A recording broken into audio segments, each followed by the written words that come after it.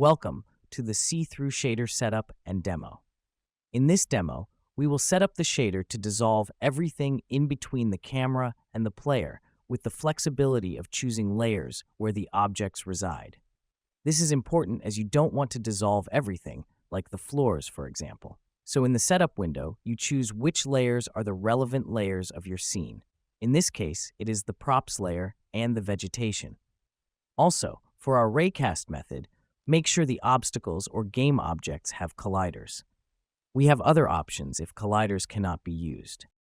In the quick setup window, drag your scene or prefab player S onto the corresponding fields and choose the layers as mentioned. Now choose the Raycast method and drag the parent game objects or the game objects onto the objects field. That's it. Press go and afterward, press play.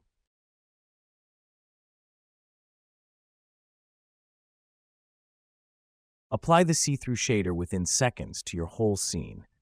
Just use our supplied components and add them in a non-destructive way. Upon stop, your default shader changes back. Use our global or group replacement scripts to easily add the shader and a reference material to your elements. It changes the shader of your materials automatically on play and changes back at stop. No further modification needed.